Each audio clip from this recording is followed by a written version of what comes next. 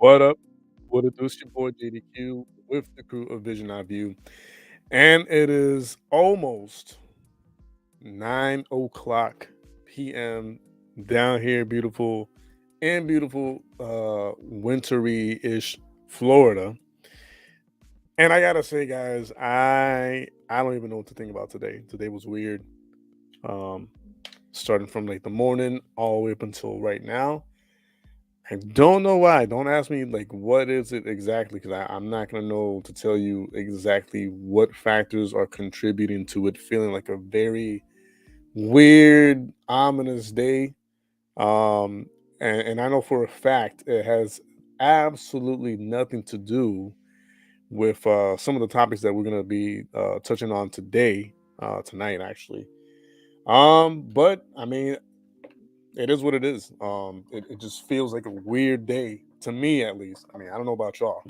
If y'all having a great day, then continue having a great day. I'm not gonna, don't let my the weird vibes from my end mess up what you got going on over there. Um, Rod Plum. I was just watching Alex's catch with the fat Boeing loser that already got busted 5 years ago. Hopefully, he gets locked up. He's got a real problem. Anytime I see any P word repeating their offense or doing something similar or getting real close to doing something similar, um, I just automatically in my head, I say like, yeah, they definitely pulled the John Kennelly on that one. You know what I'm saying? Not speaking of the cops, speaking of like the actual like pedo himself. You know, for those of you who don't know who John Kennelly is, he is by far one of the most ridiculous pedos or predators that what's his face caught years back. Oh my goodness, Chris Hansen on the To Catch a Predator show. He caught him with a sting house operation, and then a few hours afterwards, the following day, he catches him again at a McDonald's. So yeah, anytime I see like a pedo or predator, getting caught more than once, it's like, all right, well, I mean, that's it. That's it. No, you're done. You just pulled the John Kennelly. There's no way you could trust you. You know what I mean? But that sucks, man. And drive-by shooting out here last night at a skate park. One dead, two others in the hospital, and another shooting by a high school today. Crazy world, huh? Who knows? Who knows if my spirit just kind of like picked up on some of those things without me even knowing? Because you're saying it, and I'm like, what? I didn't even know that. But we are going to touch up on a few things. One of the main topics that we will be talking about tonight is the apparent death of Takeoff from the Migos rap trio group. And alongside that, there's an album release that I believe happened a few days ago. And honestly, I forgot what was going on at the time that I couldn't do a same day review on it, which I had scheduled to do so, but something got in the way and it just didn't allow me to do it. But yes, sir, yes, sir. Likewise, I hear you. I hear you, brother. I hear you. In the subway, yeah, apparently, allegedly, and apparently, yes. But we're gonna get to that in a few minutes. Because I want some input from some of the other members of the team, the podcast team.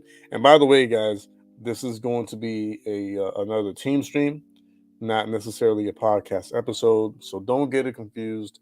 There's a huge difference, and I have to kind of like mention this and explain this every now and then, just so you, the audience, is aware. So throughout the week and throughout the entire month, actually, we do what we're doing tonight. in what we call team stream, where necessarily, for the most part, we try to tackle up to date and daily like news, that has to do with like the music industry and all that, or just other topics that might be of interest. And then around once a month, we do what we call like the actual Vision iView TV podcast, where it could range anywhere from an hour or more, based on one specific serious, meaningful topic that could range anything from faith, religion, political views, conspiracy theories, so on and so forth. As far as like the stream that's going on right now, team stream, or a chill stream, sometimes it's called. We don't really. We talk about serious topics, but we don't really go in depth. You know what I'm saying?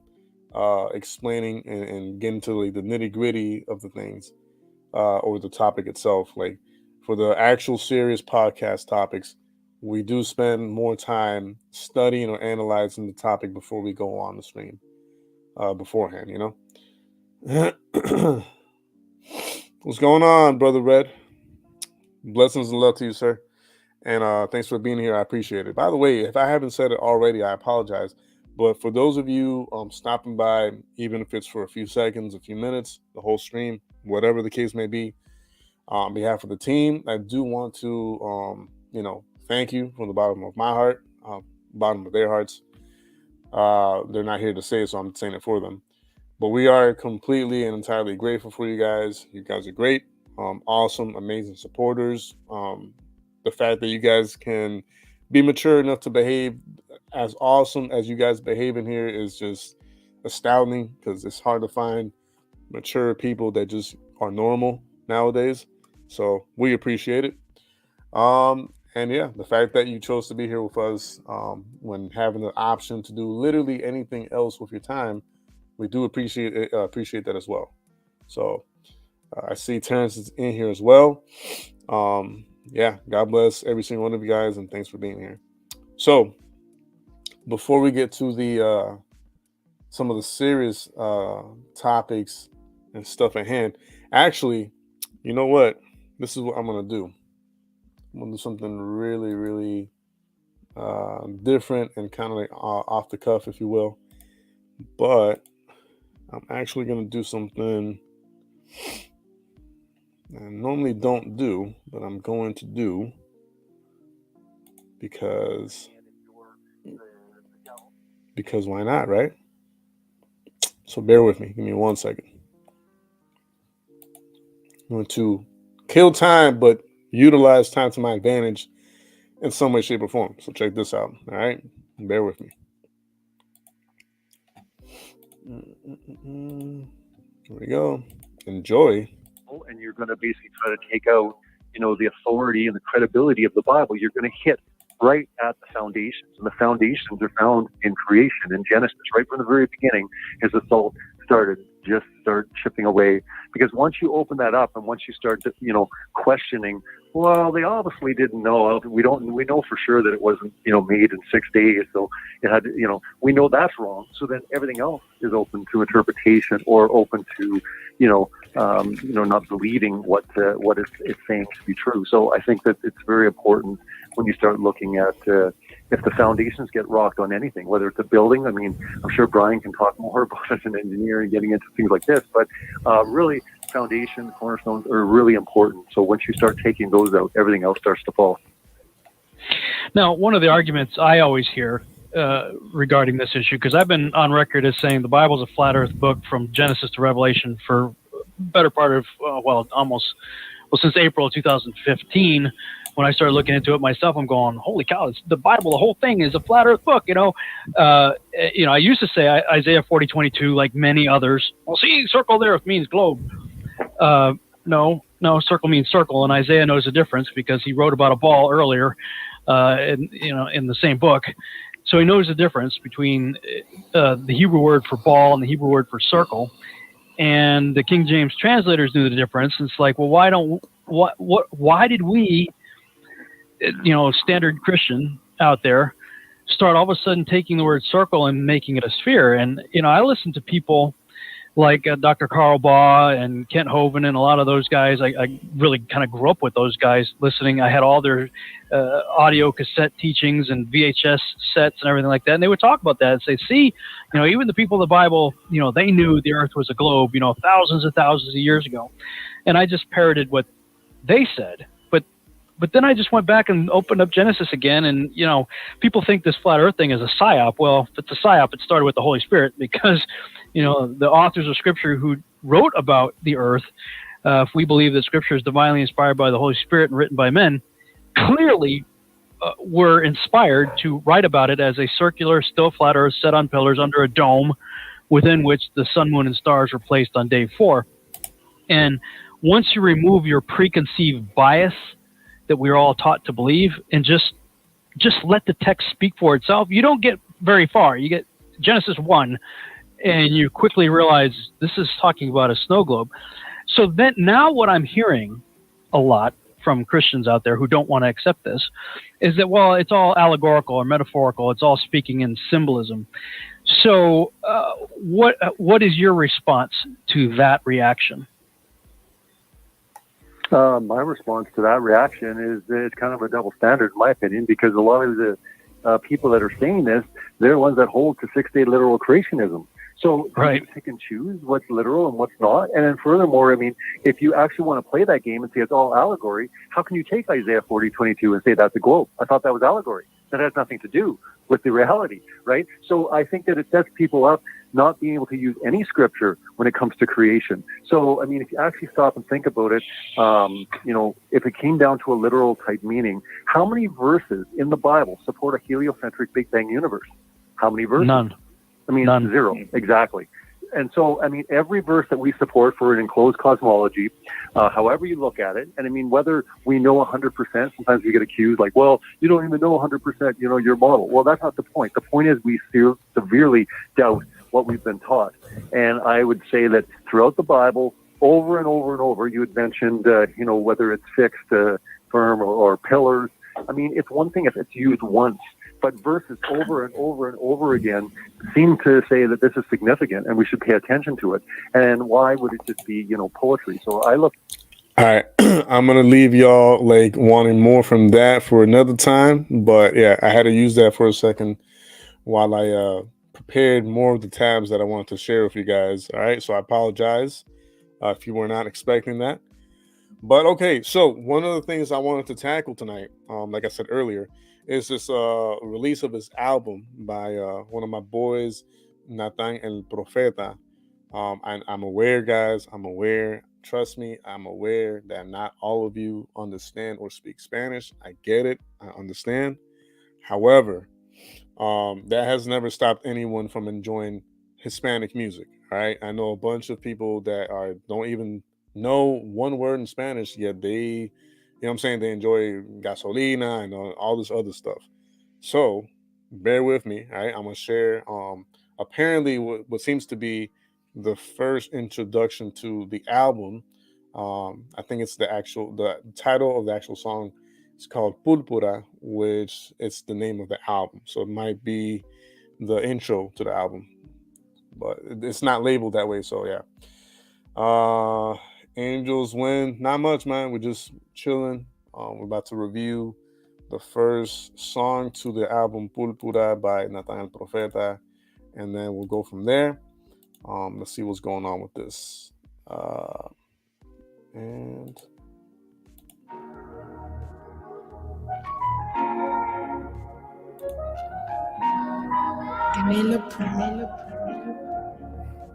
Recuerdo cuando chamaquito, mi vida, allá para los 90, temprano para el liceo en los bolsillos 30, la bendición de mami con eso no se inventa, el trote que viví no fue en vano, yo no me puedo quejar, no me voy a quejar. Cuando me hundía, Dios metió su mano. Yo no me puedo quejar, no me voy a quejar. En el mundo de las tinieblas yo soy una pesadilla. Rap underground, salimos de la alcantarilla. Hoy estoy dando fruto porque ayer fui una semilla. Tú eres Casimillo, pero el rap te llevo en milla.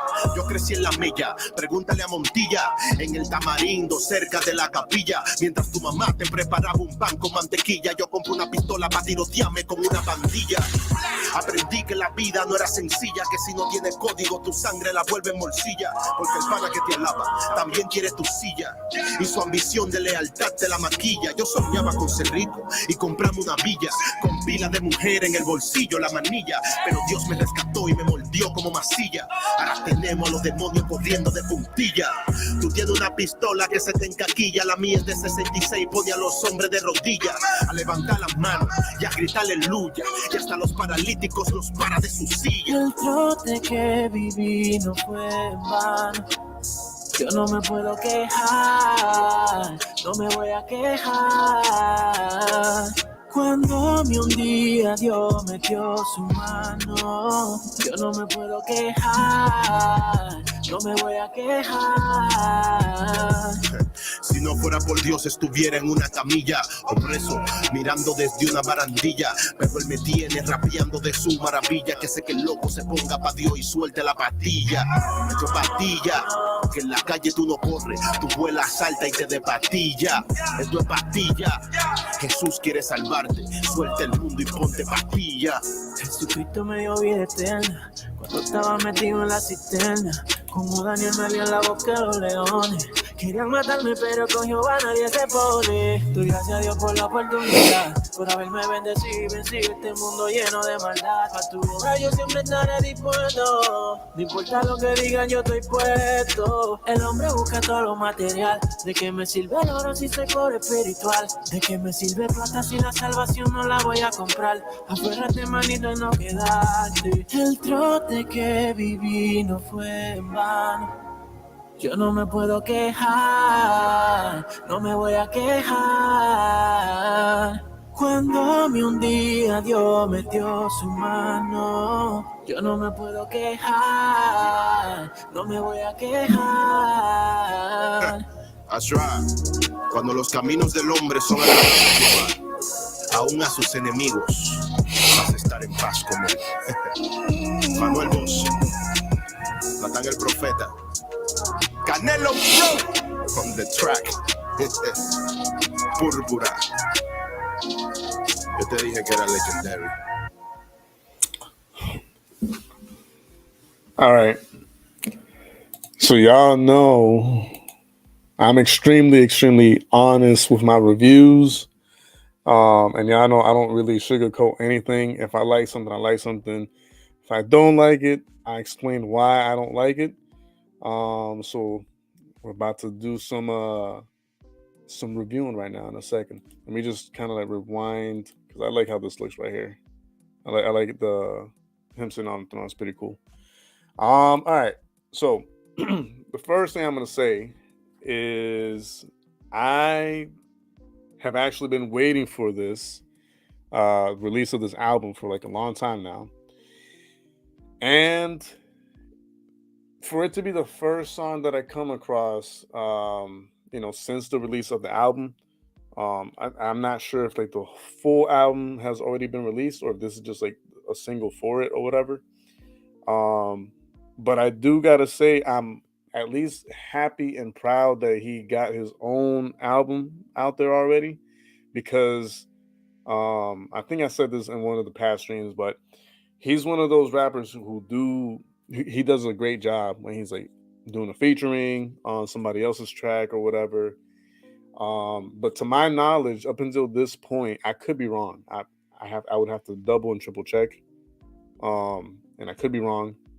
But to my knowledge, I don't think he has ever gotten the chance or opportunity to do his own thing, like a full complete album, like just him or whatever, as like the main, person of the album. And I can't wait to hear the other songs. However, I feel like this song was not the best choice to open up the album with. I'm a fan of, like songs that have like a story behind them, like because he's pretty much literally telling a tale. You know what I'm saying? Like with the song. I here's some of the things I don't like. So when they make music videos and stuff, that they try to pair it up to the song or whatever. Sometimes it's just like straight up just like a story, being told or whatever, like with visuals, but it's just a story. It's not like factual. It's not like a true story or whatever. But then you have like actual music videos that are done with, by taking inspiration from a true story. So with his song and like watching the video with it or whatever, I can't really pinpoint all the way if number one, if this song is like part of his like testimony, um, and if that's the case, are the visuals being portrayed in the music video also telling like the story of his testimony? Um, so that's like the first like slight confusion for me. It's a great video. It was very well done. You know what I'm saying? The quality of it was great. And you can grasp what he's trying to portray in the music video, even without sound. If I were to take the sound out of the music video, I'm pretty sure most of you would be able to like guesstimate what's it about and all that. So, you know, it's a great job in the sense of quality and all that. However, for me, it was just a bit confusing, just a little bit. Second thing I'm gonna say is I don't like. I don't know if it's just me. I don't know what, but I don't like when there's like a slow or semi-slow track as the first like the intro of the album of like a rap album or whatever. The only way I allow that is if it starts out slow, but then like builds up, you know what I'm saying, through the track and starts like getting like a little bit more like hyped or whatever, picks up like more strength, whether it be in the percussion area, whether it be in like acoustic area, I don't know, some piano or whatever. Um, but I don't like when like the first track is like it starts out slow and it stays slow throughout the whole thing. And not only just slow, because I've known slow tracks as intros that I like, and that I'm okay with or whatever. But this one, it has like a sad undertone.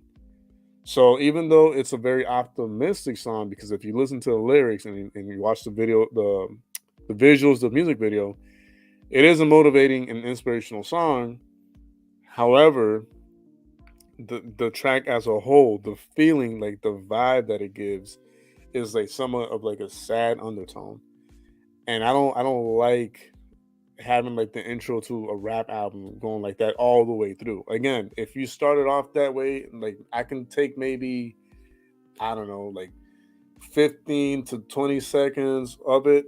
But after that, you got to start picking up the pace in some way, shape, or form, whether it be in the tempo, whether it be in change in the actual like beat itself, whether it be adding percussion, whether it be switching up like vocally, adding more emotion, like in a very like a stronger sense or whatever.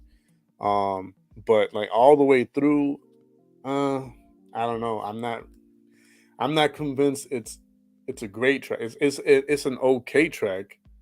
Would I have picked it to start off the album with? Probably not. Um, and then of course, let's see if I can bring up the other guy. Manuel Vos is like the guy singing the chorus and like the hook. The guy, the lighter skinned guy with the hat.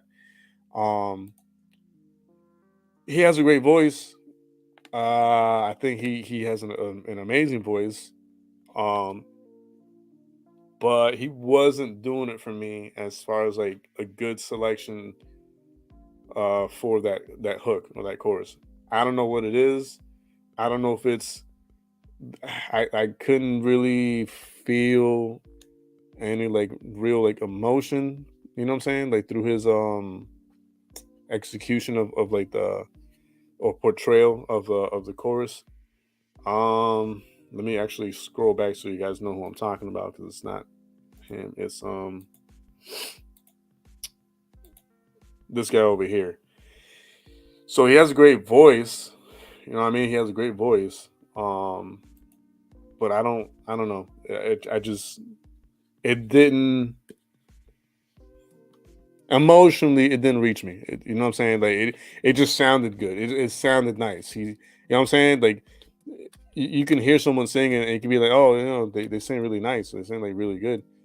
But there's a difference between that and you being like, holy crap, like who is that? Like, yo, how come this guy has not been on any other track or whatever? Like, why has he been hiding all this time? Like who I didn't get that with this guy.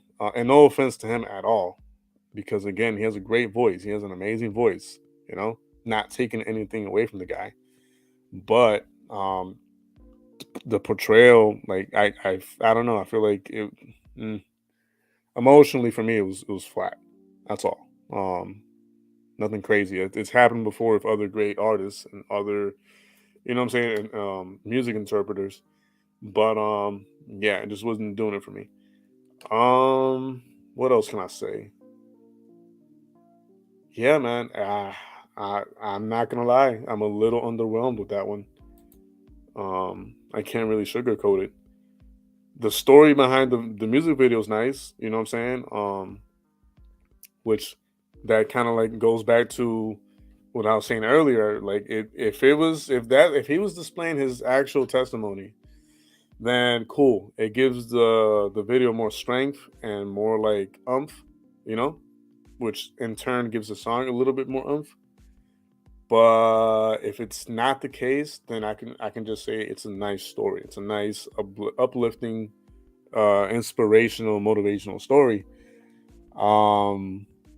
But further than that, I mean, I can't. I wonder, should I go through like the comments area and see what people got to say about it? My bad. I had like a little boogie. Might get rid of.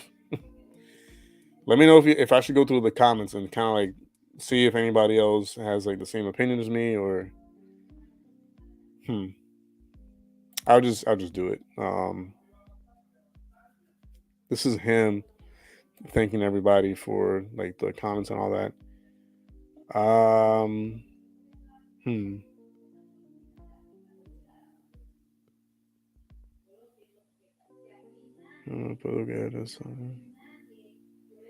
I mean, everybody is like giving him his props that are due because again, it's a good song.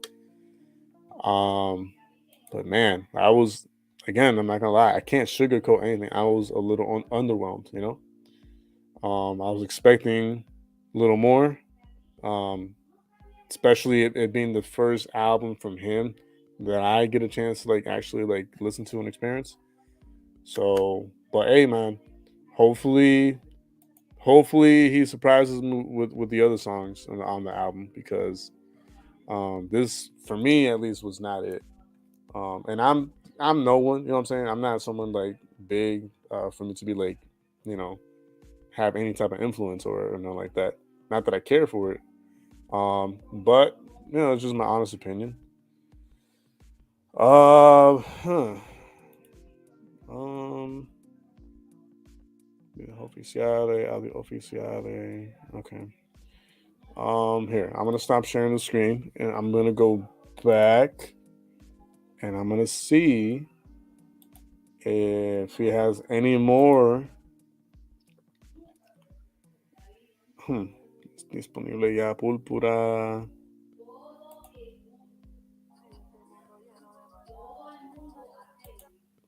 I don't know if anybody has like the full list of the songs or whatever. You know what?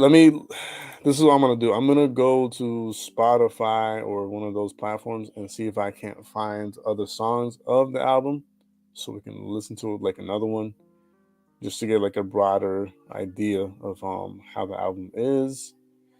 Because I really don't want to judge the album based off of that, just that first track, because nah, it's just mm-mm. And see, that's the beauty. That's the beauty of me reviewing music, even if it's from like people that I admire and love and follow and all that and support.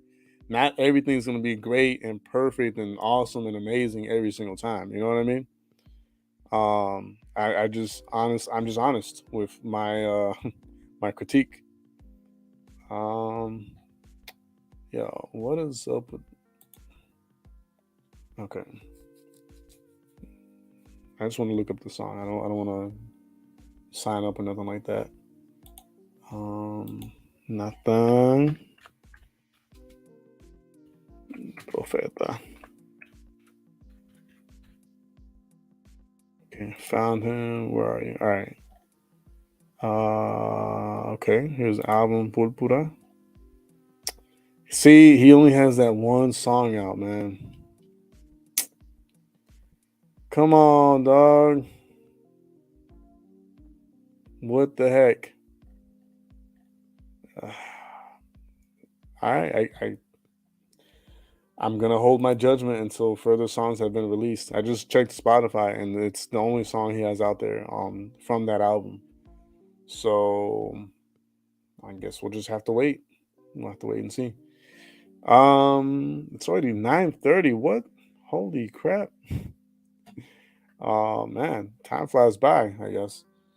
But I'm actually waiting on the team members to arrive. Oh, Ghost is doing a catch, number 315. Yep, 315. So if y'all want to see that, um, make sure you don't miss it. Yeah. I don't want to talk about the other topics until the other guys get here.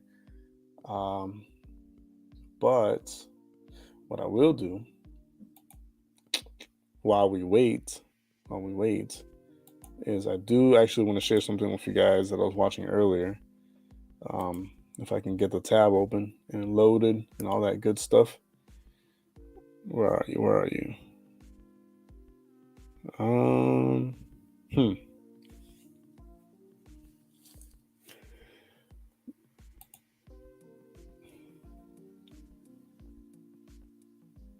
Ha! Okay, yeah, this is the one. All right.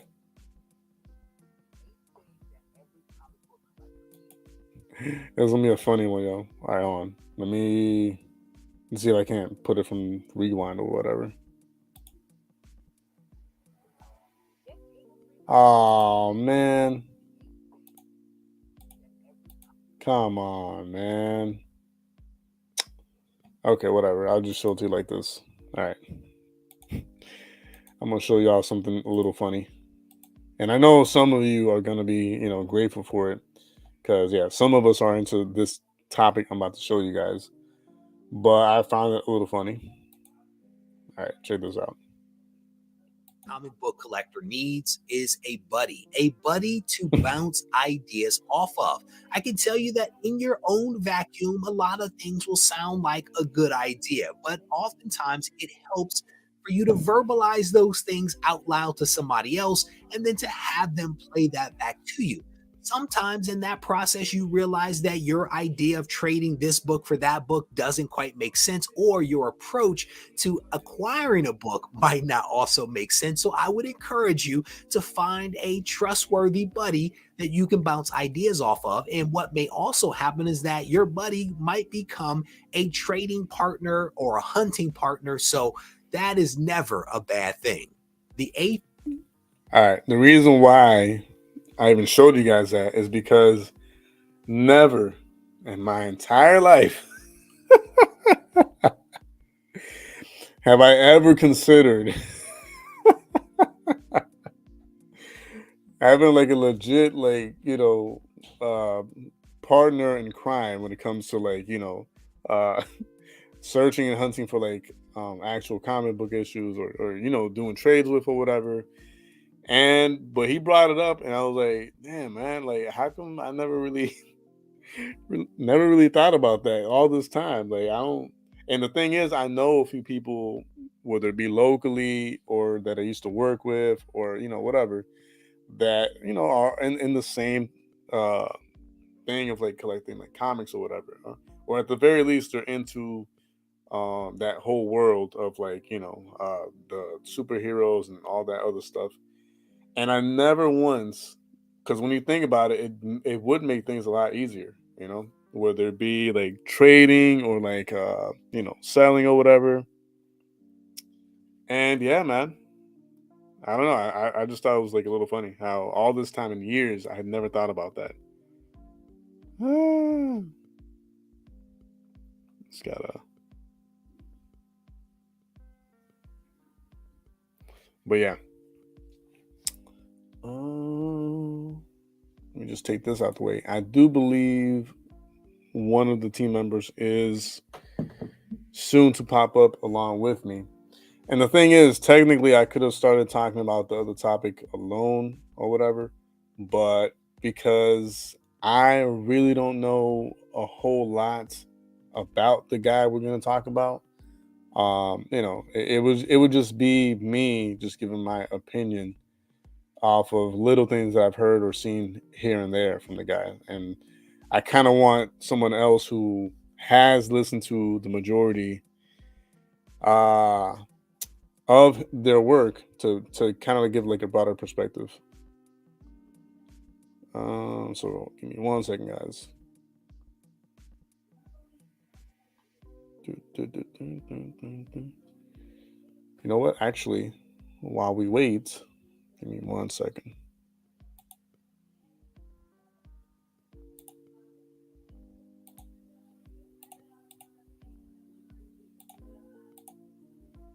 At it like, no, there's something a lot deeper going on. I think for the most part, people don't want to seem ignorant. They don't want to seem dumb, which is strange because the science world already laughs at Christians, whether it's, 6-day literal creationism or having their dinosaur museums or whatever.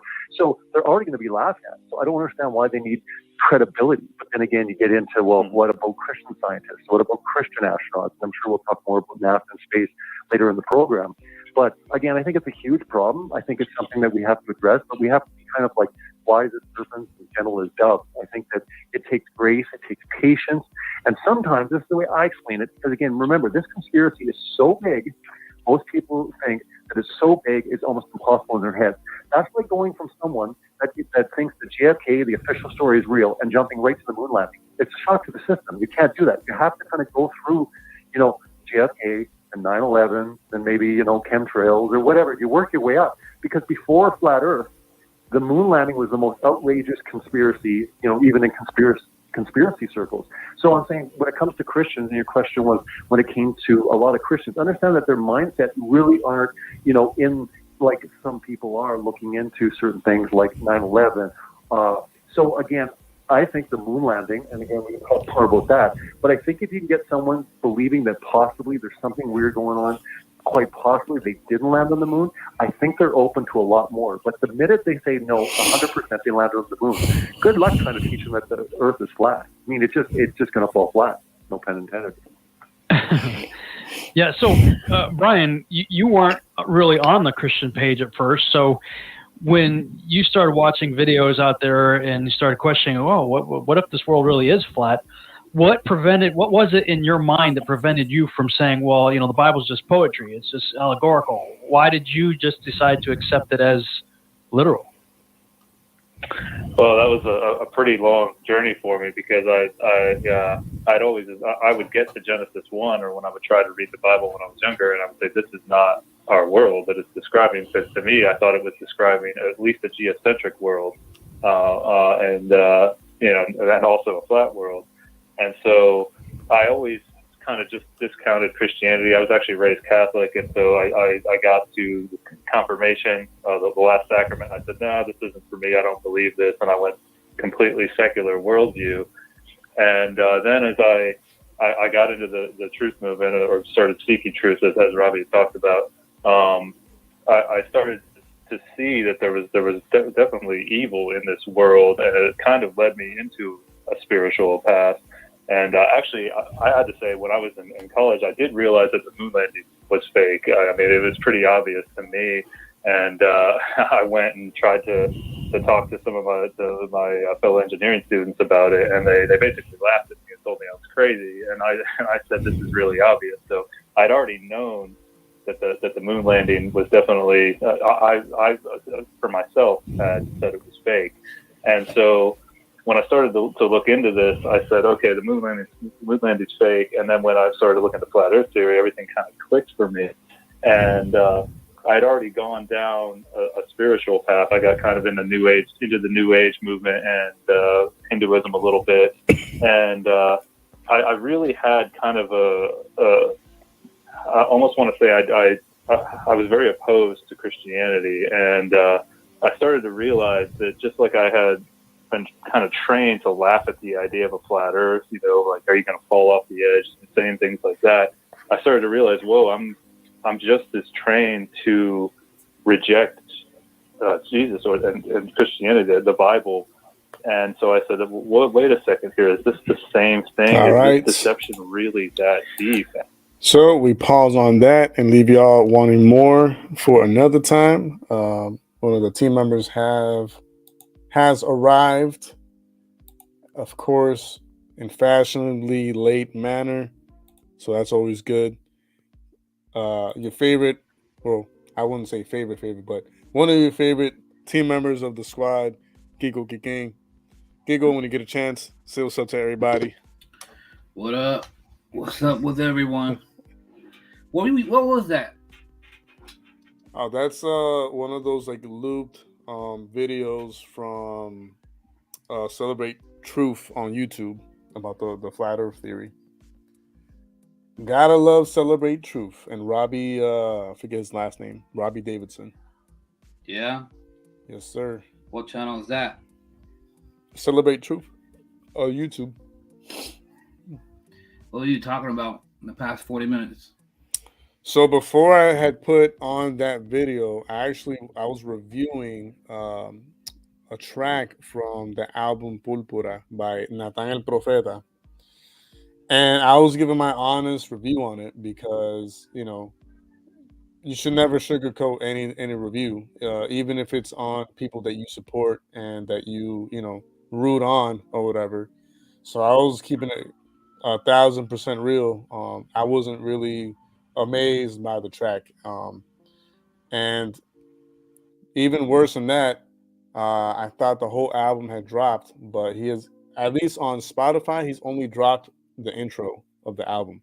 I don't know if on other platforms he's got the whole thing out or whatever, but that intro to the album, it's okay, but I would have never put that as a first track, as an opening track to the album. Nah. Mm-hmm. So I don't know if you want to take a listen to it or whatever and give your opinion on it, but it's up to you. Oh, you already showed the people. You can show me alone. You want me to show you later? Yeah, you can show. I don't want you to go ahead and repeat. Man, these people out here ain't gonna feel some kind of way, but I hear you. Well, I'll show it to you in another time. One of the reasons why I wanted you on here is that I wanted you to express your sentiments and your opinions on what happened with TAKEOFF. The third member of the trio known as Migos. Because apparently and allegedly, I'm going to pull up the tab here, but apparently this happened. And so obviously we will talk about it. I'm going to let the ad play real quick. I can't skip it. But after I skip it, I'm going to bring the thing down so you can kind of express your thoughts on everything that happened. Allegedly, of course, in my opinion. Sometimes you never know with these things. You think it's another conspiracy? I wouldn't say conspiracy necessarily, but yeah, I'll tell you what. God bless his family, because they're the ones who are hurting right now. You know, ain't no one on earth is prepared for what just happened to him. Yeah. So, and that includes the ones that he left behind, because they're the ones who feel the pain the most. It says here, the rapper known as Takeoff, a subtle vocal technician and 1/3 of the chart-topping group Migos, whose sing-song flow helped define Atlanta's ever-loving, ever-evolving, influential rap sound, was shot and killed overnight outside a Houston bowling alley, the authorities said. He was 28. Chief Troy Finner of the Houston Police Department confirmed the rapper's death at a news conference on Tuesday afternoon. A 24-year-old woman and a 23-year-old man were taken to local hospitals with non-life-threatening injuries, the police said. The police said the shooting occurred after a private party had ended at 810 Billiards and Bowling, as a large group of about 40 people gathered near the front door on the 3rd level. An argument ensued and shots were fired from at least 2 weapons, they said, leading to many people fleeing. We have no reason to believe that he was involved in anything criminal at the time. So, they're not really saying that he was looking for it, basically. They're basically just saying that he was indeed a victim. But yeah, go ahead. Share your thoughts, sir. What can you say, man? I mean, I thought he was the best out of the three. Out of the 3 rappers in that group, I thought he was the best. I don't think that group will ever be the same. But,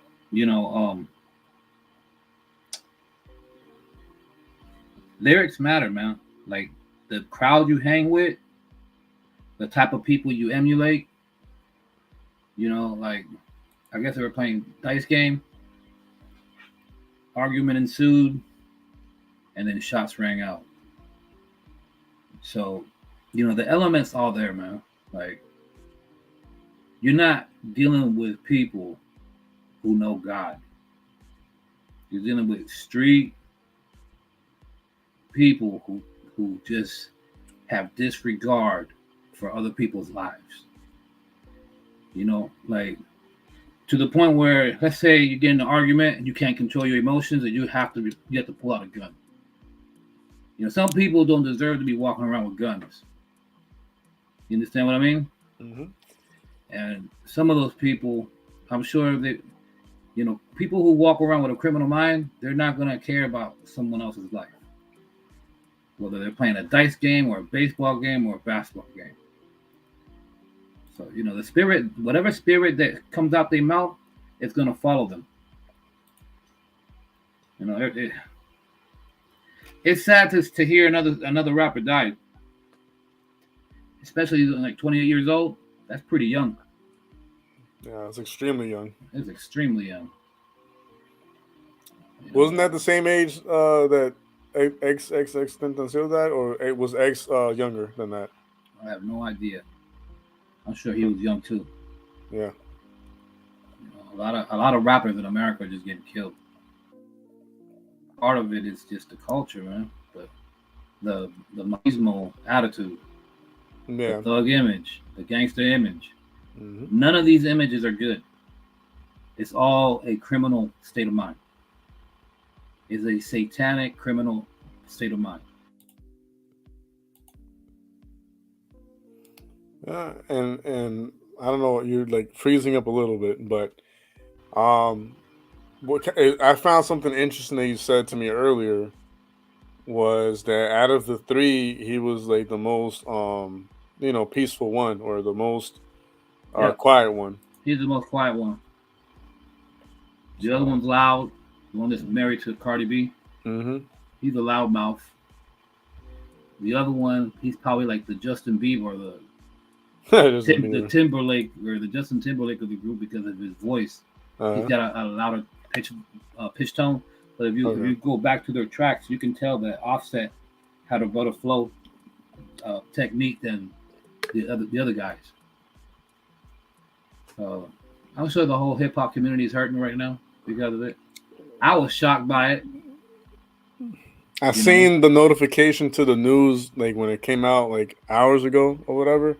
Mm-hmm. But I was like, I wanted to look into it and read up on it like right away, but I was caught up like trying to multitask between other stuff like around the house and trying to ship out certain things for whatever.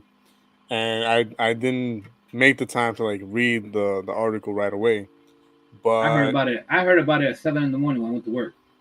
yeah, That was the first thing that I saw on my feed. yeah. And it sucks because it just seems so random. That's my thing with all this.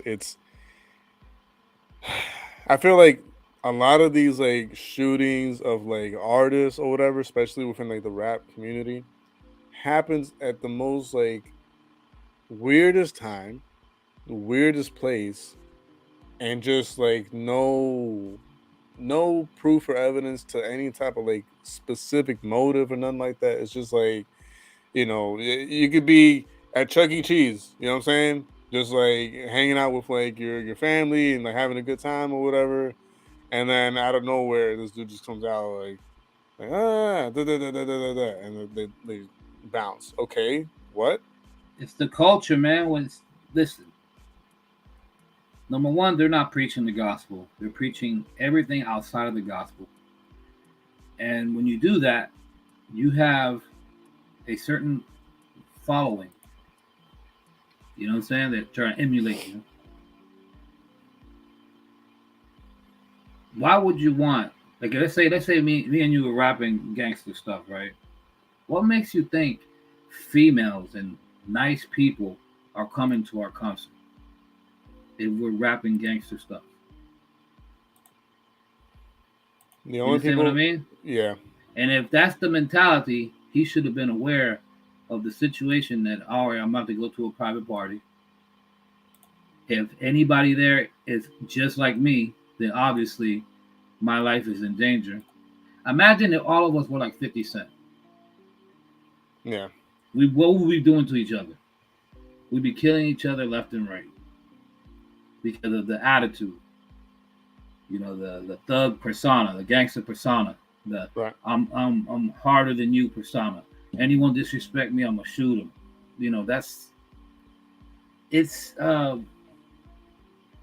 it's crazy because it's almost like he died. He died after Halloween, like a sacrifice. That's the other thing that I was gonna bring up, and I'm glad you said it. Like when I was reading part of the paragraph a few hours ago, when I actually had time to like read a little bit of it, I was like, man, hold up. So it happened on Halloween night, basically. You know what I'm saying? That's part of the reason why I said it just happens at like some weird times and weird moments where you're just like, really, it had to happen like on this specific day, like while I'm this is sure he going was on. insured by his record label too. I think he was probably because I don't know, man. The fact that he was like the quietest one, and like the most reserved one, and the most like different one out of the three.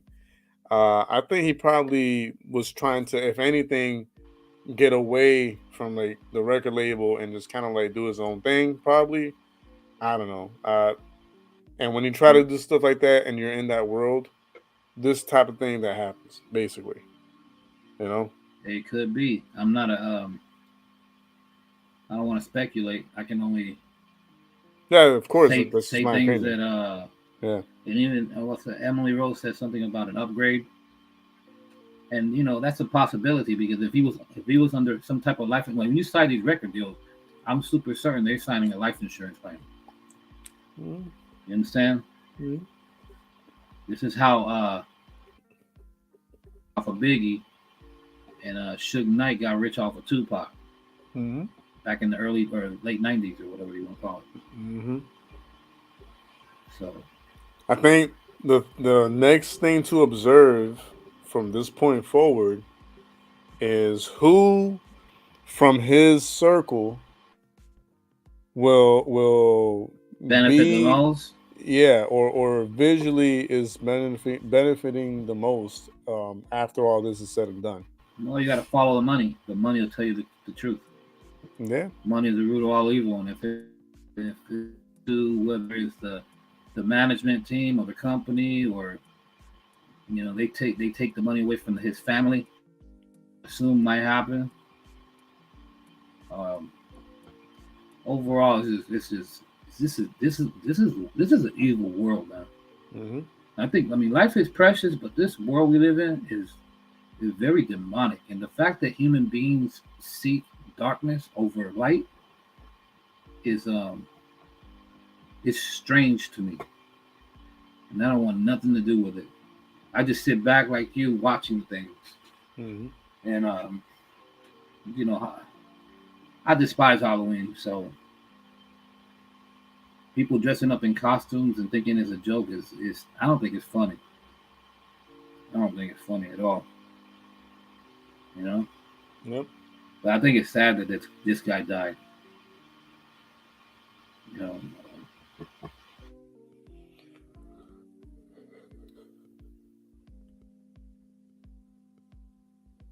It froze again. Can you hear me? Now I can hear you. Yeah. There's something about the connection over there. Can you hear me now? Yeah.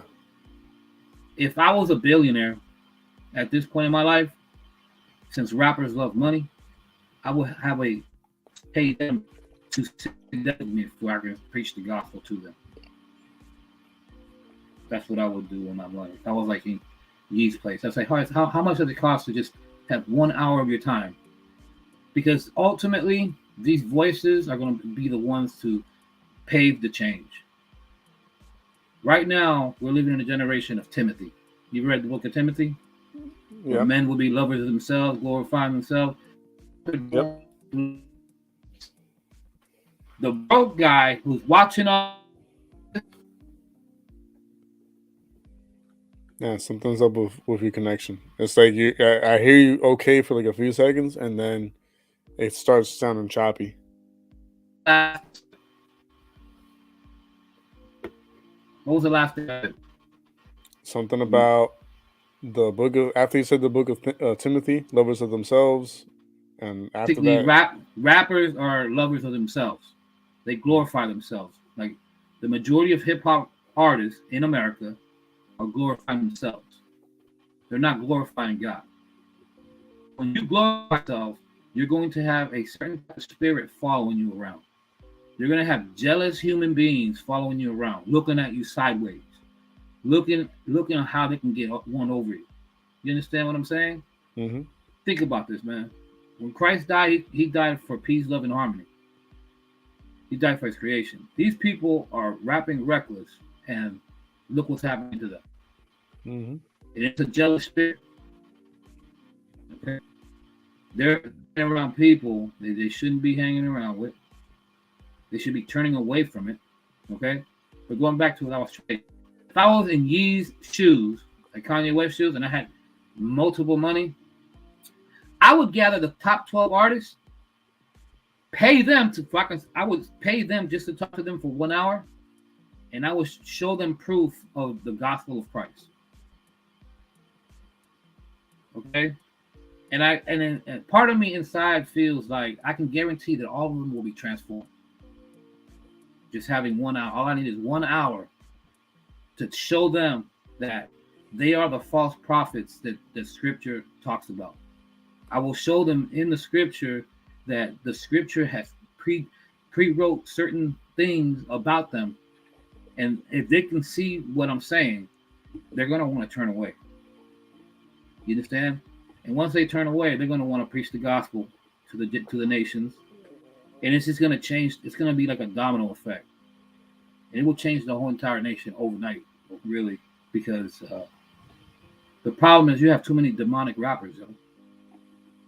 When you have an influx of everybody out for themselves, because number one, every single one of us come from a poor background. I wasn't born rich. You wasn't born rich. But let's just look at Lil Boozy. I'm going to use him as an example.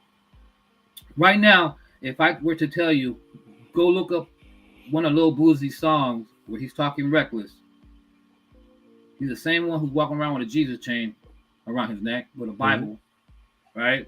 He's teaching his kid to be just like him. which is ultimately demonic. There's nothing good coming out of this. He doesn't teach his kid values of life or to respect other people, to have love for other people. He's teaching his kid to be just like him, talking reckless on a song, and they're recording themselves do this. At the end of the day, the whole hip hop culture is very reckless. It's very demonic. There's nothing good that's going to come out of this unless they have their ears open and their eyes open to the fact that they're serving Satan when they do these things. You understand what I'm saying? Yep. When I think about Takeoff right about now, my main wonder is will God be so merciful? Because you may remember he got murdered. He got murdered in front of everybody. But none of his lyrics show that he was preaching the gospel. Nothing that he did on earth shows that he was serving God through his music, through his lyrics, through his image. Because remember, he's a vessel. Ultimately, we're all spirits in the flesh, and our vessels being used either for God's kingdom or Satan's kingdom. I would like to say that God is so merciful that he does forgive, but it's like, how when you go to church and the preacher's like, this could be your last day before you walk up out of here, repent now. You know what I'm saying? Yep. It's one of those instances where I'm like, man, I really pray that God is so merciful that he forgives us for what we do, because we ultimately don't know what we do, man. Like right now, let's say next week somebody invites you to a party, and on your way back you get in a car accident and you pass away, and you never made it home. The person who invited you to the party might feel like, man, I should have never invited him to the party. You know what I'm saying? Probably don't feel guilty that you died. But ultimately, God's in control of all things, man. I think it's the last time I felt some type of way about a rapper was Young Dolph.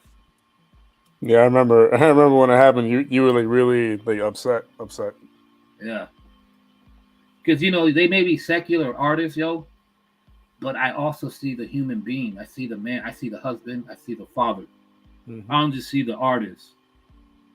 That the persona that they play out on TV and through music is one thing. Mm-hmm. The other half is when he's married to a wife and has two kids, mm-hmm. or he may be an uncle. I'd rather be an uncle before I'm an artist. I'd rather be someone's son before an artist. I'd rather be someone's brother before an artist. I'd rather be a son of God before anything else on this earth. And when you can look at yourself like that, it's just different, man. A lot of America needs to wake up, man. With so many things, whether it's movies or music, because the TV, it does lie.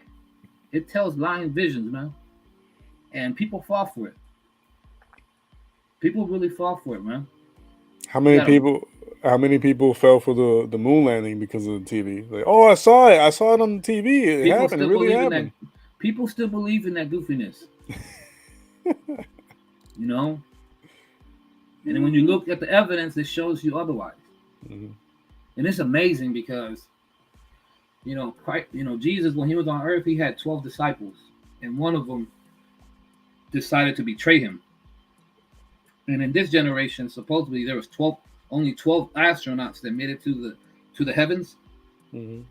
And one of them actually denied that they ever did go to the moon.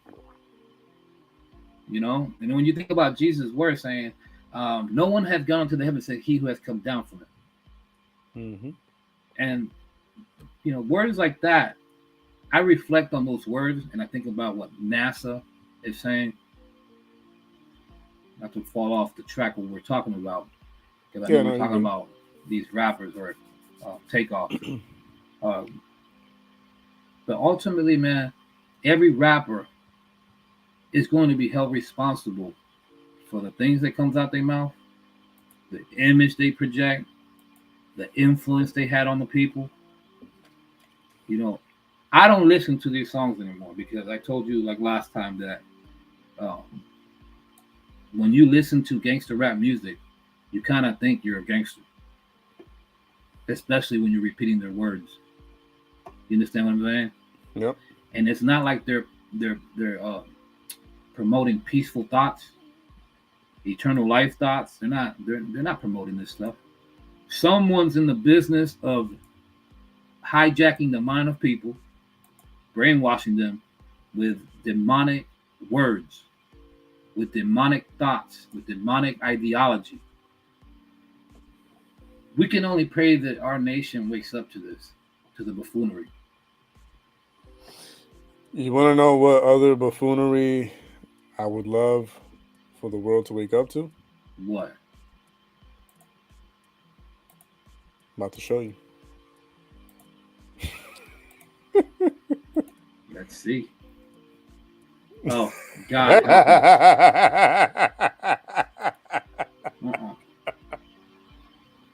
The blue and the red team, huh? I'm telling you right now, I'm not voting for neither side. Now, why is that? Because I know it's different with everybody. I have my reasons of why I don't vote. Because certain things are selected, pre-selected. Why would you give power to the people when you're in power? Right. You use their votes to analyze the data. Mm-hmm. If I was in a situation of power, you think I'm going to listen to the people? That's exactly right. I could play the game too. You understand? Mm-hmm. You know? Listen, I could not have said it better myself. If you are in control of the people, why on God's green earth would you even give the people even a smidge of opportunity, even a little bit, to change things? You know what I'm saying? now that's not to say, let me explain something to you. I think they're mocking the people. Let me explain something really quick, and then I want you to give your perspective on everything. But just so you know where I'm coming from, okay? This for you and everybody else. All right. So this is my living experience, okay? Oh yeah, so your father? Yeah. So when you work for the mayor? Exactly. So basically, when I was in PR and I was in Ay Bonito for like the longest time before I came back over here, my father, he was basically the mayor's right hand man. You know what I'm saying, at the town center or whatever, the town hall, however you want to call it. And I was able to see how certain things function. You know what I'm saying, when it came to the government, when it comes to like towns and how stuff works in towns and all this other stuff. And I at that time, yeah, like I got like a up close in person type of experience of like what my dad had to go through, what was his job, what was his responsibilities, and blah blah blah.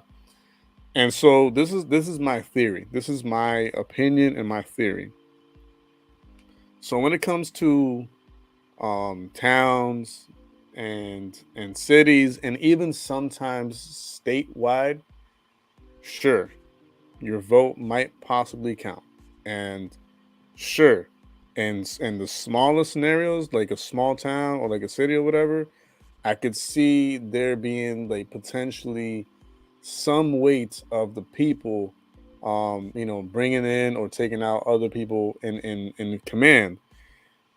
But when it comes to state level or countrywide voting, like for actual president of the United States corporation, because we're the United States corporation. All right. Don't ever forget that. All right. It just doesn't make any sense. When it's at that greater of a scale of control, it doesn't make sense to allow people to have that kind of power. On smaller stuff like cities and towns, maybe I might maybe it might be possible for the people to have some type of like leverage, but on a grand scale, no. I'm sorry. Like, there's no way people in power are gonna give people or allow people to change things. No, sorry. They didn't do it for the monarch, you know. Yeah. And they've learned from previous generations on what to do. You ever watch the movie The Men Who Built America? Oh, of course. I love that. I love that You documentary. saw Carnegie and Morgan and all Mhm. them. They conspired to control the presidential seat, Yeah. you know, and they even said it to themselves that presidents are not elected, they're selected. Mm-hmm. But when I think about powers and rulers in high places and principalities, what's a principality? A dominion or Rulers in high places an and authority. principalities. Yeah, Yeah. like, well, you know, I'll tell you what's a principle. A principle is sort of like one says that the government gives you your rights, and then the other principle Oh, states that yeah. God gives you your rights. Right. Right. Now, both these political parties that America faced with, one of them says that God gave you your rights, the other one says that the government gives you your rights. Mm-hmm. Any thinking, logical human being who doesn't trust the government is going to lean towards God giving me rights and not the government. And why would you ever give the government rights over your head? Is the government stronger or more powerful? Does the government have more authority over God? Or does God have sovereign authority over all governments of the earth? The problem is there's so much delusion going on. Yeah. Like whether it's abortion rights, it's all goofy, man. It really is. Like you really think it's smart to have a grown man use a woman's restroom? Let's say you have a daughter or a niece or a mother. Do you really trust this guy that's dressing up like a clown Mm-hmm. because he feels some type of way? Mm-hmm. I don't trust that at all. Okay? That's very dangerous, man. Mm-hmm. But people who vote for the government, giving them the rights, 9 times out of 10, they have something against God, Mm-hmm. against the church, against the word of God. They want to do as I will. They want to do whatever they want. They think that, you know, life gave them life so they can do whatever they want. And that's not a reality. Because had we been given life to do whatever we please, whatever we want, I'm super sure there'd be a breakout of war all over the place, everywhere, every single day of life. Because nobody on earth is going to want to stand by and stand down towards the next man. I don't know about you, but I don't like anyone telling me what to do. You understand what I mean? Mm-hmm. That goes for my job or for anyone. I do not appreciate someone telling me what to do. And that's as a Christian. That's as a believer in God, as a human being. I don't like any human being trying to tell me what to do. You understand what I mean? That's why cops have it bad, man. Because when a cop pulls you over and he tells you what to do, like lay down on the ground or whatever, or pull the car over, think about how infuriating that feels. Mm-hmm. So, what are you laughing about? I'm laughing about the recent interaction that we had with the cop on our way back. Yeah. You know, Ronald Reagan probably was the best president, and he was an actor. But you know, all these presidents are actors, man. Mm. Even the president of Ukraine, he Yeah. was a comedian. Yeah. Don't you find it funny? The comedian that used to make fun of Vladimir Putin is a president going up against him. Mm-hmm. It's a setup, man. Like, who would have thought that this guy, and that goes for Trump too. But Trump, he comes from what? from New York. Mm-hmm. He knows everybody. He's been Democrat and Republican. It wasn't shocking to see him win. It was shocking to see him lose. You For understand? me, I'm not gonna lie. For me, when I saw years ago, when I saw like him actually running for president, my mind, it automatically went to like the movie Idiocracy. I was like, hold up, man, is this really happening? Like the guy who says you're fired on one of those like TV shows, he's running for president. That guy. I could not understand. I was just completely like baffled. And now that's what desensitizing does to us. Now it's like I kind of see it. I'm like, yeah, I could understand why people would. And it's like, no. I can like I have to like stab myself out of it. Like, no, bro. Like the dude, you know what I'm saying, was like a millionaire, billionaire, or whatever, actor. Okay. And didn't that nigga come out in a Home Alone movie at that one time? Yeah. Like he did You know cameos. what's crazy? Yeah. You ever seen the movie The Sixth Day? Yeah. In that movie, in the very beginning, like the first 20 minutes, they have to inject Arnold Schwarzenegger with a vaccine. Oh, you bought? Yeah, go ahead. Yeah. Yeah, because anyone who's been in contact with Mr. Trump has to be vaccinated. You know? And then, you know, this movie was old too, by the way. This movie is like 2006. Yeah. Maybe even before. For that to happen in 2020. Well, he says, what did Trump do for PR when Hurricane Maria hit? He was toilet paper. Yeah, I wrote it. Yo, before you say anything, I wrote it in the live chat. I think he said toilet paper. Yo, it happened at the same time. You know, it was the Democratic Party or Democratic-led party that invaded Puerto Rico. Oh yeah, go ahead, touch up on that a little bit. Go ahead. What do you want me to say? How Puerto Rico got raped, and it's still being raped to this day. In an extremely summarized version, yes. Well, it's funny how Puerto Rico is really rich port. It was one of the richest doorways on all the earth because there was a lot of gold and jewels found on that island. But the Spaniards, through your homeboy Columbus, I don't even know why people celebrate Columbus for. The Spaniards, Spain, through Columbus, raped the entire island of all its resources. And then I think in 1898, they decided to let Puerto Rico become liberated or free. And so 2 weeks later, a Democratic-led people, Americans, came on the island and took it over. They took all the land. They took all the sugar canes, the cotton. They own everything on that island that is prosperous. There's not one Puerto Rican that's a billionaire.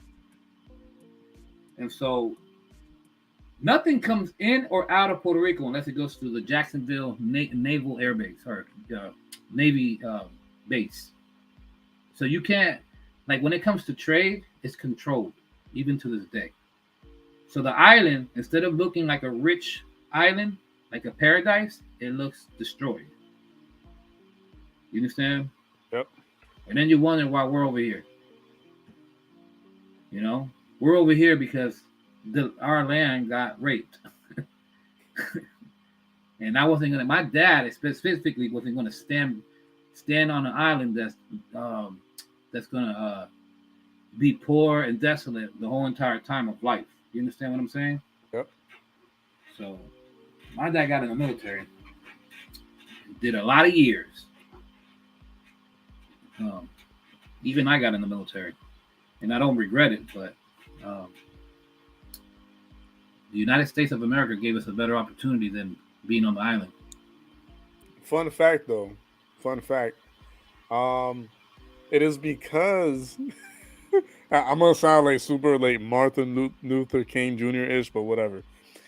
It is because our country got raped that we are now the people that we are. If it were not for the Spaniards and the Africans and our fellow descendant Tainians and all these different races that were all bunched up and mixed and raped at once together at the same time, we would not have become who we are as a people. The Puerto Rican people, the Boricuas, the Ricans, and any other subname you would like to give us, all happened because we were raped. All right, sorry. They took the natural resources. Even to this day, every time you buy Domino's sugar, that comes from Puerto Rico. And no one on the island owns anything. You know? The only thing that they own is probably just like their words and equidad. The what? Their words or their thoughts and their opinions, and that's about it. Well, before they invaded and killed our ancestors, they claimed that we were a bunch of barbarians and human eaters or cannibal eaters or whatever. Man, ain't no such thing. I'll tell you why. Okay, I'll tell you exactly why. Cause their mouths were not that big to fit all of the body parts into their mouths. Right? And that, how about that's disgusting? Yeah, starting with that. Shoot. It's disgusting. I wouldn't even eat a bug to survive. Ugh.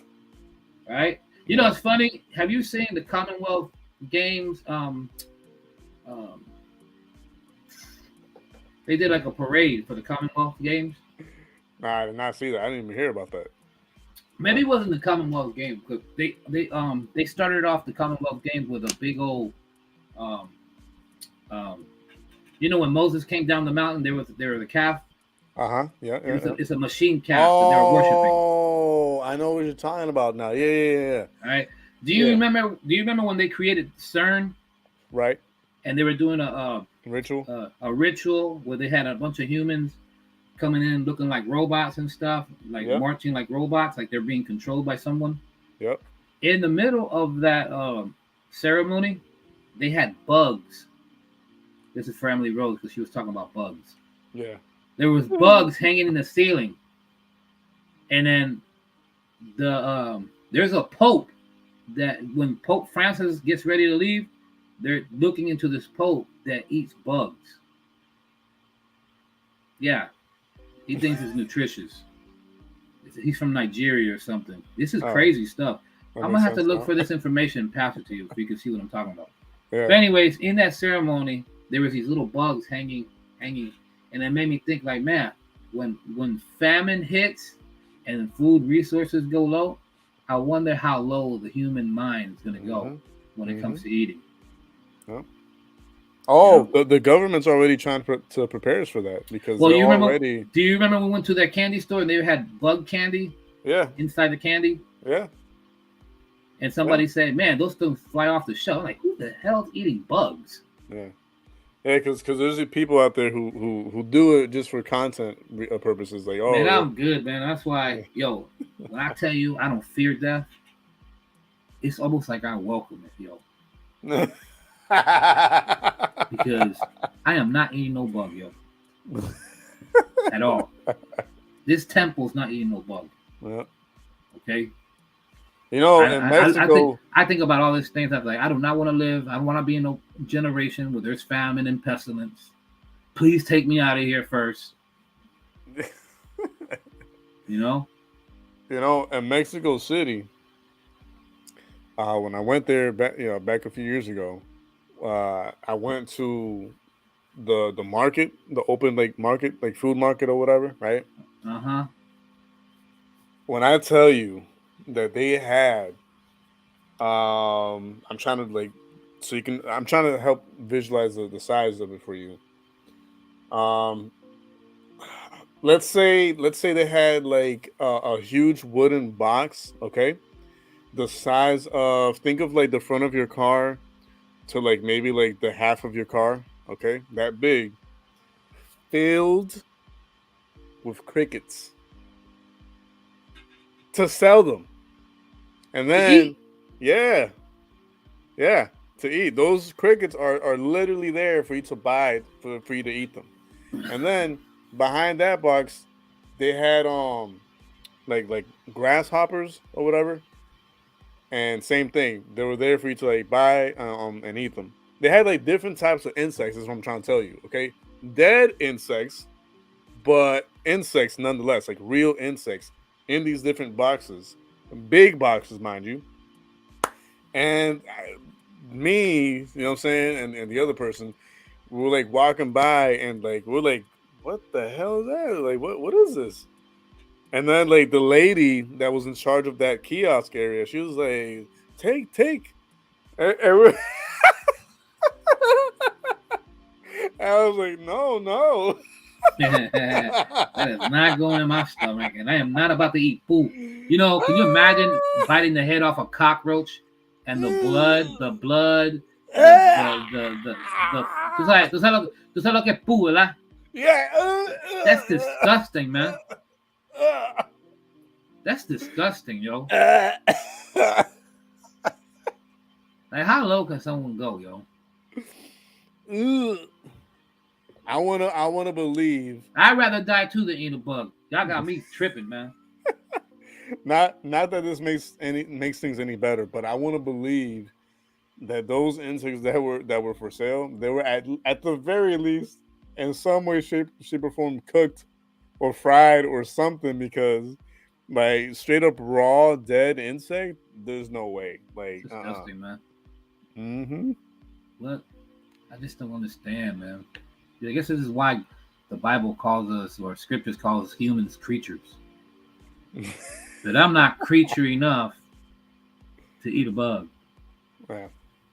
You know? Mm-hmm. It's crazy, yo. And there's I'm gonna find that video where it talks about how if Pope Francis retires or whatever, yep, they expect this type of Pope who's in line with eating bugs and all this stuff, because he's gonna help try to promote the eating of bugs. But even your father told me one time that they invited him to go to a certain section in Venezuela or whatever it was. Yep. And they told him, in order for you to come over here, you have to eat bugs first. Yep. And your dad was like, I passed. You're talking about, if you want to preach the gospel, you have to first eat a bug. I'm like, well, then I guess you ain't going to hear the gospel. Because y'all can miss me with that. You know what I'm saying? It's crazy, man.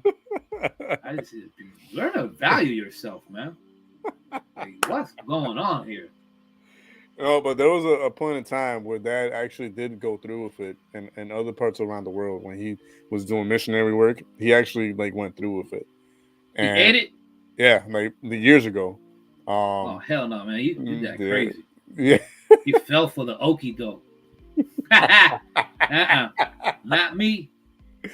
Not me, man. It's one of those like savage-ish type tribes or whatever. And this is the funnier part. This is the funniest part.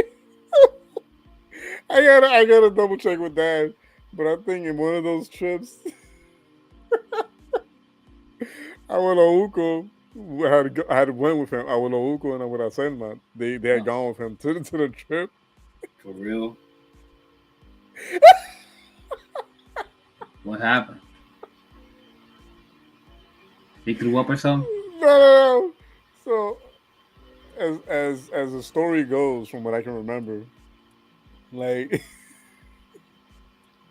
they're telling Dad and all of them like this whole thing. You know, they're like, "Hey, so they're preparing his dinner, and you know, just a heads up, this is what they're serving." And he mentioned like the type of animal and insects and stuff that they're gonna be serving. And Dad was already like, oh man, whatever. But he was like, you know, he was all in. But when my grandfather heard it, he was like, He gave a stank face. he gave the trumpet face. And it was like, do we have to? Like, is there any other way? Hell, yo. Hell no. And then they're like, well, yeah, because like if you don't eat it, they take it as a huge disrespect. Man, how about if you eat it, you take it as a disrespect? One-sided ass argument. Wow. He eat it? That's the part that I don't remember.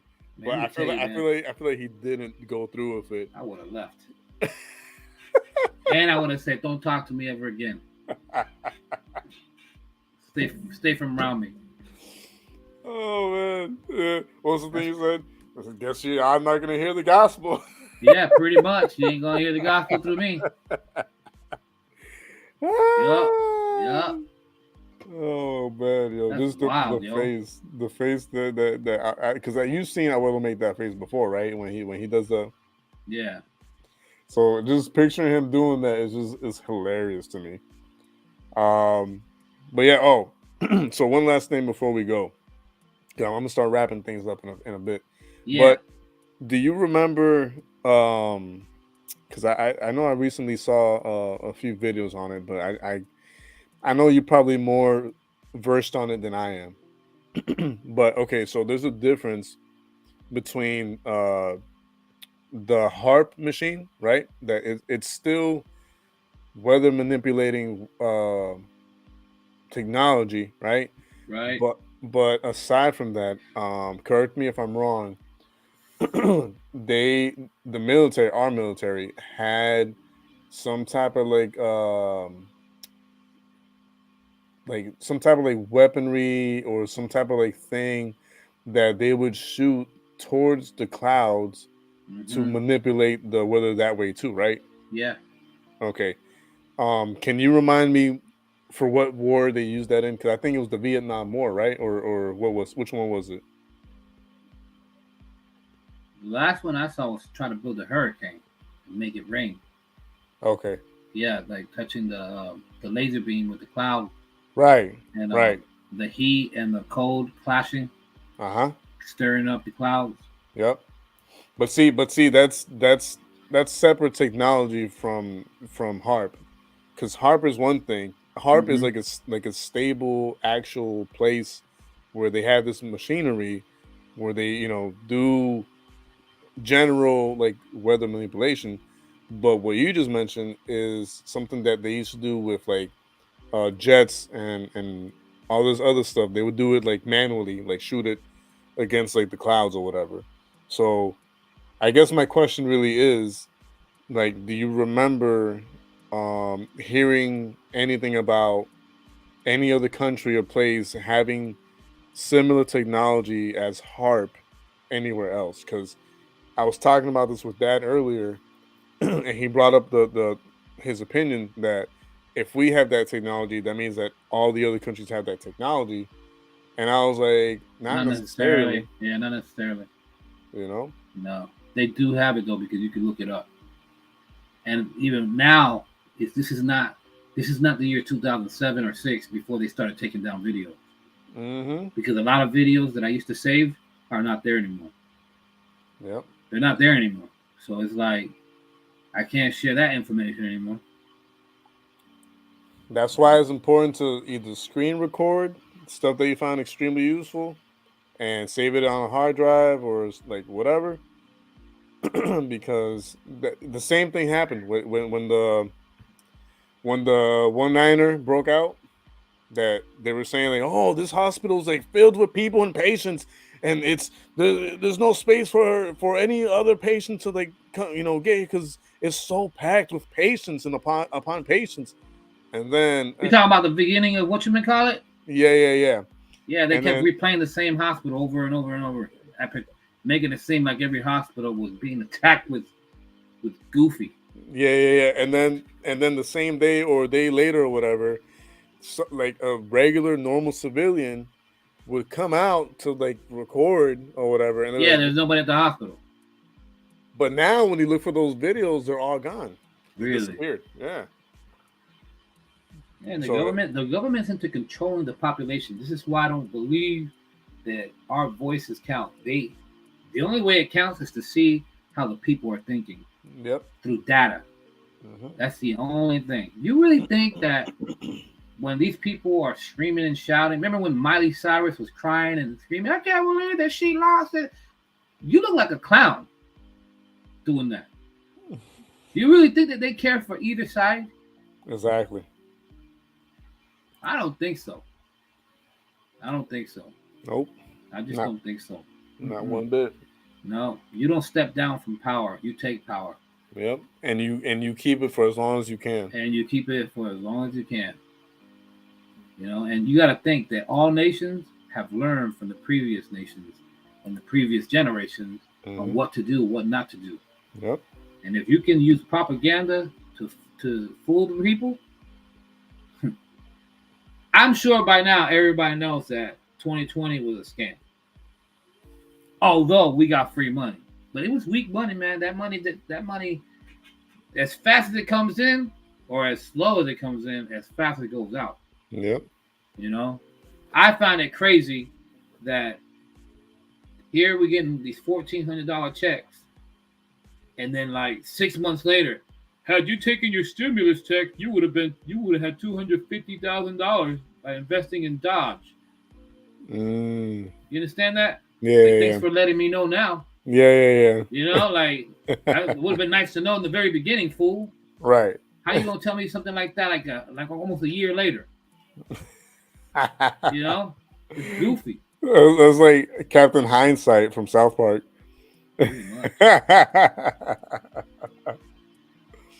Look, Emily's saying 2020 wasn't a real year. I don't know what you mean. That was probably the best year of my life with money. Shoot. I was stacking paper. But it was the beginning of the stronger demise, because there's always been a demise of the country, but it was the beginning of the stronger level of demise of the country, or I'm sorry, of the corporation of the U.S. Everybody should have known. Listen, man. So you mean to tell me? Because back then, I used to talk to a few pastors, and then the government not even let us, congregate in the building. So why don't you do it outside? Yeah. Come on, man. Put your thinking caps on. It's really wild, man. I think very few of them did that. But even then, when they did that, other people complained like, "Oh, that's still dangerous that they're gathering outside. They're so close to each other." One, you shouldn't be afraid to die, anyways. You should be preparing yourself to meet the Lord. Yeah. A lot of churches lost my respect for either not giving service in church or not even attempting to do what you just said. Like, I was like, all right, well, no, that's not the church for me. You don't really need to go to that, because you can go to someone's house and congregate.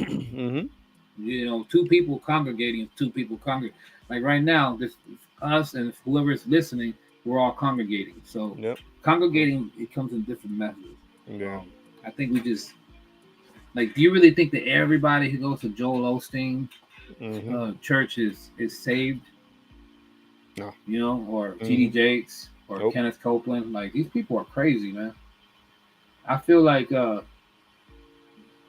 we've been to churches with only like 5-6 people there.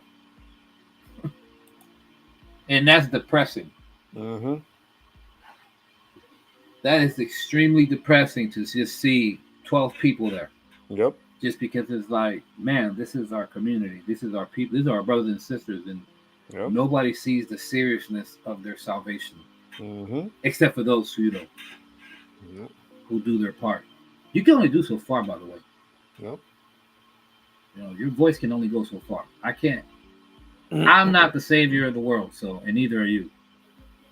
And I'm not even going to try to attempt to be the false Messiah. Because right now, there's a character walking around amongst us in Israel, as they claim him to be the new Messiah, and that's another topic that we should talk about. Yeah, You know? definitely for next stream, definitely. I mean, it could be for the next one, whatever one to come. There's so many things to talk about. Oh yeah, you know. every day But brings an extra topic. I wanted to talk about that Commonwealth thing and then CERN. Mm-hmm. You know, there's so many. You could talk about the Quran, the Torah. Might Raya. Huh? Might Raya. Remember that Might Raya character that we discovered like a few years back? Yeah. How I guess the person you're talking about that's walking around over there, and people are making him out to be like the next, like he's walking savior around, or whatever. He's walking around healing people. It's the same thing as I was telling somebody, there are pastors who have helped that God has used to heal people, right? Mm-hmm. And they didn't walk around thinking they're the Messiah.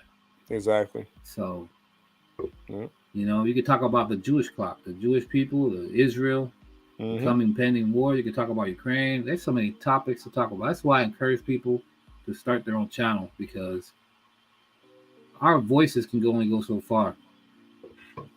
Yep. And our input too. Yep. So, other people got great inputs, man. You'd be surprised if what someone can do out there. Yep. But I don't want to always be talking about these rappers, man, because it's just buffoonery with all this takeoff stuff and all these rappers getting killed in this nation. Is just, I don't want to be talking about them forever. Yep. Even though it's a good topic, it gets to the point where I can be repetitive until someone here gets the message. But a part of me is like, I'm done with this culture, man. I'm done with the violence and the wickedness and the talking crazy. It's because of you're off the program, so you see it clearly, but most people don't see it. You know what I'm saying? As clearly as people like you and me see it. So they feel tough until they die. Mm-hmm. And then when you're standing before God, you're probably begging for your life. Nope. Because nobody has to beg for their life to me. But when you stand before God, you're gonna be like, it says people will be wailing and gnashing the teeth. Yeah. That sounds like people are gonna be cussing God out. Mm-hmm. Right? Yep. And the people who have had experience with like having visited hell or whatever, they speak a lot about that. How there's a cloud of witnesses. No one's going to escape. Listen, no one in Puerto Rico is going to have any excuse nope, to have not heard the gospel. And I don't believe anyone in America is going to have any excuse. I don't believe anyone in the UK. I don't believe anybody in Europe. I don't believe, unless you live in the Amazon, right, and they haven't reached you. Nope. Because it's one thing to reject it. Yeah. Before I go off this subject, did you see this fool Elon Musk wearing a Baphomet superhero shirt for Halloween? Yep. Like, why are you doing that, man? Somebody explain to me why this clown's wearing a Baphomet superhero outfit. Let it be a reminder. Let that sink in. Why was he wearing that? Because he's a clown. Out of any other costume that he could have possibly put on, and you know what I'm saying? Why specifically that one? Because he wants to let you know who he serves. Bingo. And it's also mockery. God cannot be mocked. God cannot be mocked, but people can be led astray because now a lot of people saw him wear that outfit and probably thought it was funny and went out and probably got their own outfit of it and like wore it, and you know what I'm saying? It just, I don't know, man. Like I that alone should tell you like, okay, I'm not supporting this guy ever again, period. But that's not what people are gonna do. I'll tell you what, I heard that he's gonna put $20 monthly thing for Twitter. I guess you can count me out of Twitter. Oh, you're gonna have to pay $20 to I am not paying $20 to be on Twitter. Me neither. I ain't even gonna pay $1 for Instagram, none of it. Nope. I'm sure I'm not gonna pay nothing for Facebook either. Nope. Count me out. Yep. I don't want you spy on me and my data, anyways. You know, it's another great platform that I support, and you should too. This is unpaid commercial here and unpaid advertisement, but they should think about paying me for it. True Social. True What's that? Social is another social network that is uncensored and no holds barred. Just share what you're thinking, share what your thoughts, and that's it. Yeah, see, even Emily Rose said it along the same time where I was saying it. True Social. True Social. But all That's these other guys that are getting kicked out of YouTube, they're going to Rumble. yep. And I had told Alex to do that months ago, and he just recently did it like maybe like a month or two back or something like that. So Why don't but you just open up all those outlets? because for some of them you also do have to pay or qualify to actually open the account. So yeah. I could imagine they're going to try to make it stronger in the future, man.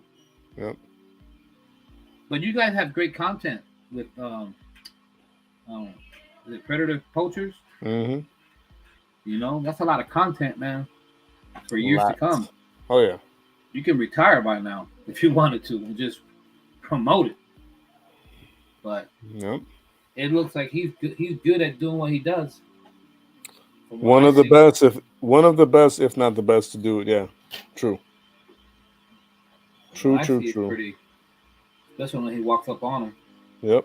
Because I've seen several different people doing it. Mm-hmm. But he just like say, "Hey, what are you here?" Brings out the paper. Some of the things be cracking me up. I ain't gonna lie to you. Man. I couldn't even be in his shoes because I'd be saying some, man. I ain't even gonna get there because I'm surprised he don't be swinging on people. That's why you gotta have a certain type of strength. Well, when I discipline. showed my homeboy Nando about it, he was like, "Man, I could do that." He said, "Man, if I can, I'm gonna swing on." Man, I was like, "You can't do that though. You go to jail." Yep. It's like he was like, "Man, if I caught somebody do that to my son, man, what he would do to them, like, man, this is why you don't get to do this, man." Exactly. That's exactly why. You're gonna have self-control. Yep. Yeah, good self-control. And that's why a lot of people in the community at the very beginning of me interviewing all these guys, a lot of people were wanting me to do it. And we actually gave it a shot once or twice, but because of complexities of having a stable thing to actually do it more frequently, I kind of set aside. But a lot of people were wanting me to do it because they know I have good self-control and have a good balance and patience, you know what I'm saying, when it comes to dealing with that kind of thing. So but that's a good example. Just because I might be a great fit for something doesn't necessarily mean that it's gonna be for me. So he should always remind them that the burning sun is hanging over their head right before he leaves and walks off. So you should remember, before you ever do this again, the burning sun's hanging above your head. I'm sure they would be left perplexed, huh? Oh yeah, they'll be thinking about it for the rest of their life. Yeah. I told the other person, there's no such thing as hell. Oh yeah, then I guess the burning sun don't exist, right? Yeah. Because the burning sun's fake, just a planet, just a planet full of flames and lava. Clown. I'm telling you, man, I don't understand where people are, but all we can do is keep running for our lives. Yep. Because you could be like Lot, or you could be like Lot's wife. Mm-hmm. Run for your life. And don't look back. Don't look back. That's how I look at it. Anyways. I'm gonna start closing now. You gotta have any last words to the people before you go? Till the next one. God bless everyone. My brother said he'll probably come on tomorrow if you get on it, but give him a heads up before, unless you decide to do it Thursday. I gotta work tomorrow and Thursday. I don't work Friday, so Yep, we're all waiting for that. Actually, waiting for him to get back to me through the DMs and let me know. you talking about Constantine? Yeah, yep, Yeah, I like his input. yep. It's one of the greatest inputters within the within the audience side of things Yeah. on this screen, on this channel. But we'll have him on soon enough. But obviously, I'm not a pushy person. I allow people to, get themselves together, and patiently wait for them to be ready to be on here. So Well, I appreciate Rod and Emily for being a part of us today. well, You know, it's like chilling and talking. that's all it is. That's all it is. Said it from day one. No, nothing different from what we already do outside of here. Except just pretty much like publicize it. But other than that, same old, same old. Dude, I hope I can pull out an album before Christmas, but That would be impressive. the problem is it's the beats, man. I gotta own the beats before I put it out. I can't just put music out without owning the beats first. Yeah. So all that stuff takes time. I wish I could just put out music just like that, but unfortunately, that's a fool's mistake. So, well, whatever you're able to do or decide to do, we're here to root you on regardless. So appreciate it. I'm gonna let you go and then say my final words to everybody, all three people that are in here with us. I appreciate y'all. God bless each and every single one of y'all, and I'll see you on the next one. So, it's always a good time to have people on here. Yes. God bless them and stay safe for sure. So real quick, I know this is gonna sound redundant or whatever, or like a broken record. However, I would like to remind you guys that if you are wanting to get ready for the wintertime, whether you're living in the north, south, wherever you're living at, and you just want to happen to be ready for wintertime and all that good stuff, then there is something that you can do to not only help yourself but help us here in the channel. And I'm trying to pull up the tab here. There we go. Here we go. Just put the store. I had this set up earlier, but don't know why it disappeared on me. But so this is gonna be really fast before I go. Not a huge thing here, just boom. So there's coupon codes already available for you guys. I promise I try to make it as affordable as I can for you guys, even if I'm not making barely anything.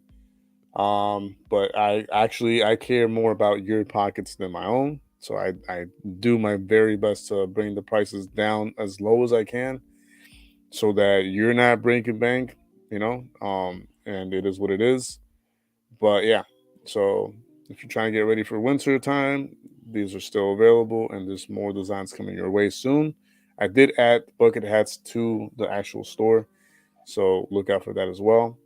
And yeah, the link, I'm going to just copy paste it right now real quick before I go, even though I'm gonna like exit off the stream in a few minutes.